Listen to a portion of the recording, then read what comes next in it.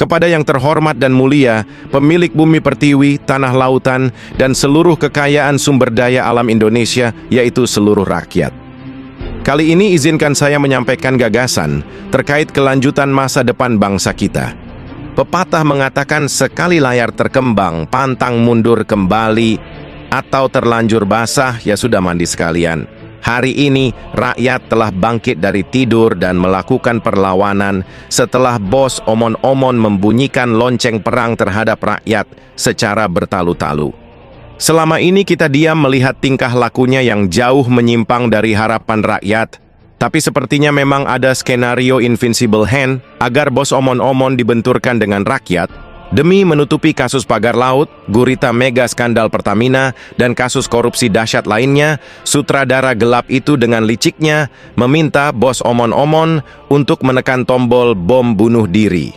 Menghidupkan kembali dui fungsi TNI, itu sama saja menekan tombol bunuh diri. Itu adalah garis terlarang yang tidak bisa dilewati.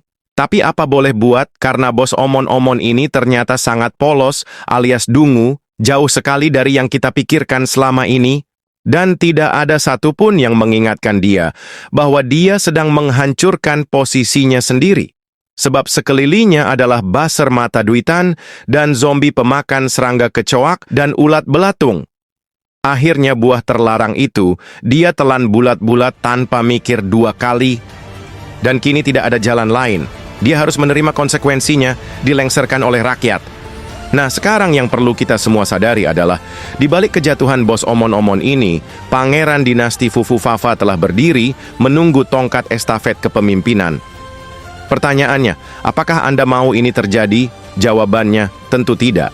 Karena itulah sekarang saya menawarkan gagasan baru kepada Anda semua seluruh rakyat sebagai stakeholder NKRI. Alangkah baiknya jika kita membentuk pemerintahan baru, yaitu pemerintahan rakyat. Kita kembali pada amanat Undang-Undang Dasar, di mana tujuan kita sebenarnya bersatu membentuk negara, tidak lain adalah untuk mencapai kemakmuran rakyat. Bukan sebaliknya. Jadi ada dua opsi yang bisa kita pilih. Pertama, kita kembali ke konsep zaman dulu, yaitu Kerajaan Nusantara, di mana masing-masing daerah berdaulat atas wilayahnya masing-masing, para kepala suku dan raja-raja adat memimpin rakyat sesuai norma, nilai, dan adat budaya lokal masing-masing. Tidak ada pemimpin nasional, yang ada adalah silaturahmi nasional para raja-raja Nusantara. Atau yang kedua, kita bentuk pemerintahan rakyat, yang mana pemerintahan rakyat ini nanti akan mengawasi dan mensupervisi pemerintahan federal atau pemerintah eksekutif. Jadi mana-mana kebijakan pemerintah federal itu yang tidak sesuai dengan amanat rakyat, maka kebijakan itu bisa langsung dibekukan. Kekuasaan presiden alias pemerintah federal atau eksekutif dibatasi seketat mungkin. Pemerintah federal atau eksekutif tidak boleh lagi menyentuh, merampas, apalagi sampai menjajah hak atau ranah privasi rakyat. Tugas pemerintah federal hanya mengelola SDA, lalu mendistribusikan hasilnya kepada seluruh rakyat. Pajak dihapuskan, sebab hasil SDA sendiri sebenarnya sangatlah luar biasa besar jika tidak dikorupsi, yaitu puluhan ribu triliun per tahun. Bandingkan dengan kebutuhan APBN kita yang selama ini hanya 2.000 sampai 3.000 triliun per tahun, itu pun mubazir entah untuk apa selain jadi bancakan korupsi. Jadi cukup dengan pembagian 25% hasil SDA BUMN, pemerintah eksekutif sudah surplus untuk membiayai APBN-nya. Selebihnya 75% lagi disalurkan dan bagi-bagikan pada rakyat dalam bentuk cash.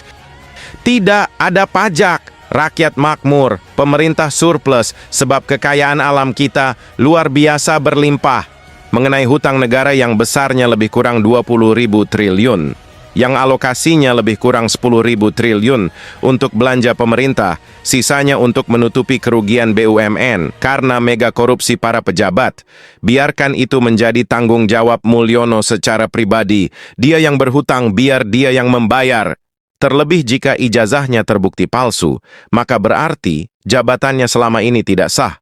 Maka semua surat hutang yang pernah dia tanda tangani menjadi batal alias bukan lagi menjadi tanggung jawab negara, tapi menjadi tanggung jawab dia pribadi.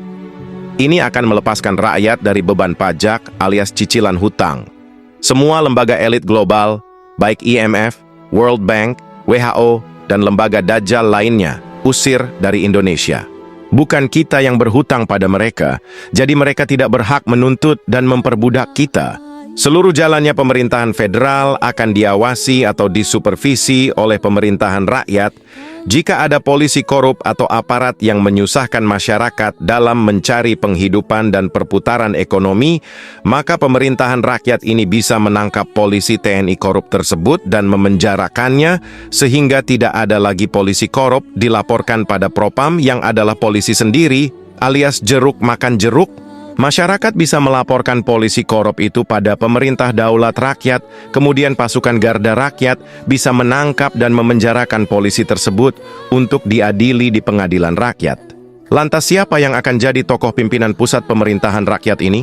Biar saya serahkan saja kepada para raja-raja Nusantara, badan eksekutif mahasiswa, atau cendekiawan lainnya. Sebagai penggagas, saya tidak meminta imbalan atau posisi apa-apa. Biarlah saya hanya menjadi suara hati pikiran rakyat. Tetapi untuk membuat kebijakan atau keputusan fundamental, biarlah sekiranya saya dimintai sedikit nasihat untuk mengoreksi atau sekedar memberi saran. Dengan seperti ini maka kehidupan rakyat akan makmur, sebab kekayaan sumber daya alam yang berlimpah ruah tidak lagi dikantongi segelintir pejabat dan mafia, tetapi disalurkan dan dibagi-bagikan kepada seluruh stakeholder NKRI dan pemilik saham SDA, yaitu rakyat. Pajak dihapuskan, sebab pajak adalah perbudakan, dan semua perbudakan harus dihapuskan dari muka bumi. Bersama kita song-song dunia yang baru dan kehidupan yang makmur sejahtera.